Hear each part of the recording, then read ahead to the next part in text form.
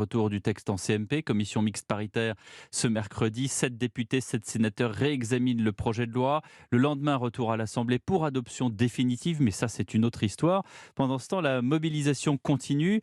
On vient d'entendre Laurent Berger, la base tout particulièrement est très remontée, que ce soit la CFDT, la CGT, FO ou Sud. Bonsoir Wilfried de Villers. Bonsoir. Point par point, secteur par secteur, qu'est-ce qui attend les Français cette semaine? Eh bien, tout d'abord, vous le disiez, une nouvelle journée de grève et de mobilisation mercredi prochain à l'appel des syndicats qui espèrent qu'elle sera bien plus suivie que celle d'hier. L'intersyndicale n'a pour l'instant pas précisé les suites qu'elle entend donner au mouvement.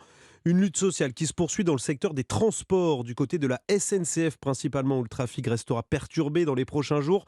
Malgré une certaine amélioration, 3 TGV sur 5 en moyenne en circulation dès demain, un TER sur 2, mais certains syndicats du rail appellent à durcir encore davantage le mouvement. Dans les transports en commun parisiens, le trafic va revenir quasiment à la normale dès demain. 2 exceptions, le RER B avec 2 trains sur 3 qui circuleront et la ligne 3 du métro où quelques perturbations sont à prévoir. À noter que les syndicats appellent tout de même à la grève pour la journée du 15 mars.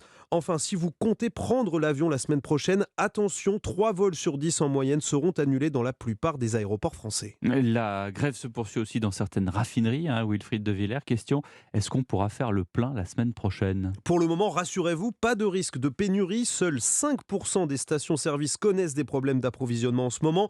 Alors, pas de problème à la pompe, du moins dans les prochains jours. Cela dépendra en fait de la suite du mouvement. À Donge, l'une des plus grandes raffineries de France, les syndicats ont reconduit la grève jusqu'à jeudi soir.